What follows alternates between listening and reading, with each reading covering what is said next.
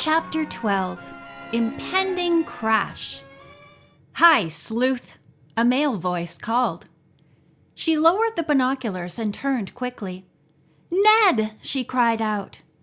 He kissed her, then asked how she was making out with her mystery case. For answer, Nancy handed him the binoculars and pointed toward the tower of the castle. "See if you can figure out what that man is doing," she suggested. Ned adjusted the glasses. "Finally," he said, frowning. "With that long beard and unkempt hair, the fellow looks like some kind of a nut.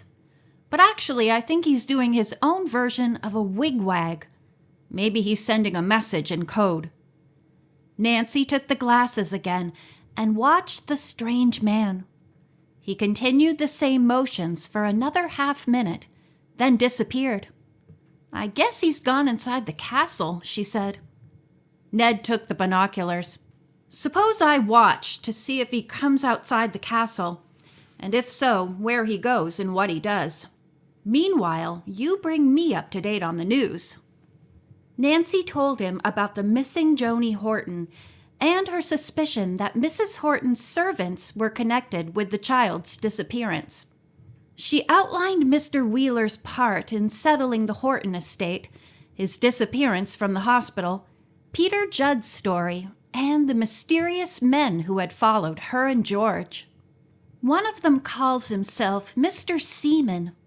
"So you suspect some great hoax was perpetrated 14 years ago," Ned commented.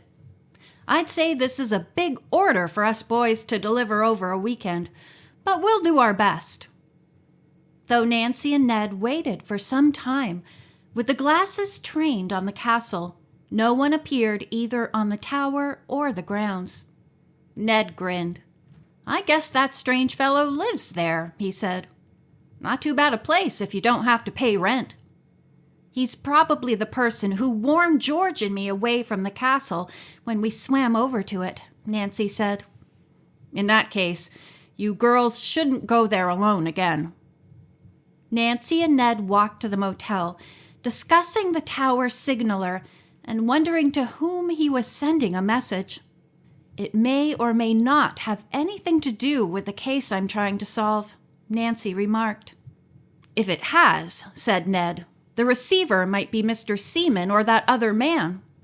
Nancy nodded and led the way into the motel lobby, where they found Bess and George talking excitedly with Dave Evans and Bert Eddleton. She introduced Ned to Mrs. Thompson, who in turn showed him the room where the three boys would sleep. 40 minutes later, the young people, in attractive suits and dresses, met in the lobby and discussed where to have dinner. Mrs. Thompson suggested a popular dining spot. "They have dancing and the music is really excellent." "That's the place for me," said Dave, taking a few dance steps. Nancy and her friends decided to try the spot and set off in Ned's car. "No leads on your convertible?" he asked Nancy, who sat in front beside him. "Not one. We hike and taxi, but getting to the castle hasn't been on our schedule. Let's go right after church tomorrow." "I'm at your service," said Ned. The restaurant building proved to be a large, modern concrete structure with geometric designs painted on it in flamboyant colors. The interior decor was ultra-fashionable, and a band was already playing a lively tune. "It looks like a sophisticated place in New York City," Ned remarked in surprise. Bess tossed her head. "What makes you think Moonstone Valley isn't up to date?" The three boys were puzzled, and Dave asked, "Moonstone Valley?" "Oh, somebody changed its name," Bess explained.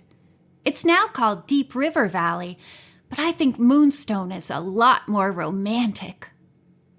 After the three couples were seated at a table, Bess continued, "Speaking of moonstones, did you know Nancy received a beautiful one as a gift?" Bess looked directly at Ned Nickerson. "No, she didn't tell me," he answered. There was nothing in the way he said it to indicate that he was the donor. "It's very mysterious," Bess went on. "There wasn't any card with the gift. Just a warning note." "A warning?" Ned repeated. "What kind?" Bess declared that she would not tell him another word until he confessed he had played the joke. Ned denied this vigorously. "Honestly, I didn't send the Moonstone," he declared. "But I'd certainly like to know who did. Tell me about this warning." The whole story was told, and the boys agreed it was mysterious. None of them thought it was funny. Rather, something to be taken quite seriously.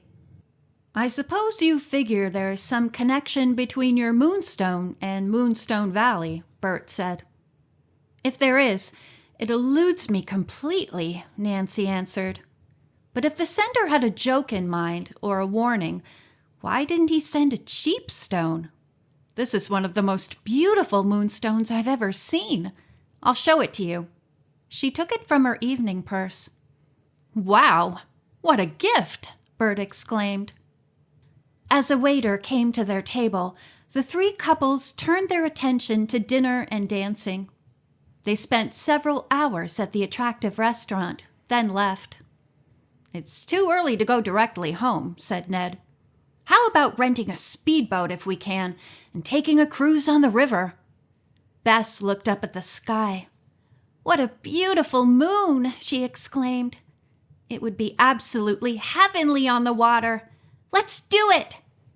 Nancy directed Ned to a dock where she thought boats could be rented at night. They found one that gave 24-hour service. Ned parked and went inside to make inquiries. Presently he returned and said they would take a sleek motorboat named the Water Witch. "Witch water?" Dave punned, whereupon Bert pretended to throw him into the river. The 6 young people climbed in, and Ned took the wheel. "If you want to see Mr. Wheeler's wrecked boat, it's across the river and down a short distance," said Nancy. Ned followed her directions and had just turned downstream when they all became aware of a speedboat coming toward them. It was headed directly for their boat. At once, Ned turned his craft. The approaching boat still came at them, as if drawn by a magnet. Ned sounded his horn. The other pilot paid no attention. "Is that fellow loco?" Bert asked worriedly. Ned dodged this way and that to get out of the path of the oncoming craft. "It's going to hit us!" Bess screamed. Just before the strange boat reached them, its pilot dived into the water. Ned swerved in a desperate attempt to avoid both the speedboat and the swimmer. His effort was successful. "Good work," said George.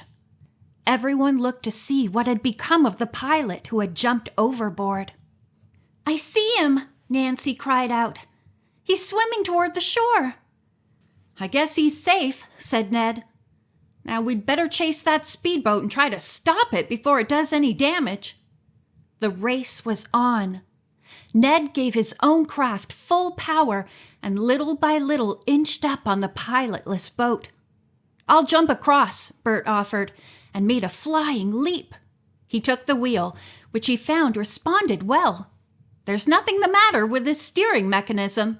That fellow intended to hit us for sure." He invited George to hop in beside him and asked, "Now where do we go?" "I suppose we should take the boat back with us to the dock and explain what happened," said Nancy. "But I'd like to see that castle first," said Ned. "Is that the building over there?" "Yes." The 2 speedboats headed for the rickety dock, which evidently had been used by the former tenants of the castle. Suddenly Nancy exclaimed, "I saw a light moving in the castle." "I did too," Ned agreed. "That man with whiskers must be there," Bess suggested. George gave a great sigh. "There's one way to find out. Why don't we tie up here and you boys can investigate?"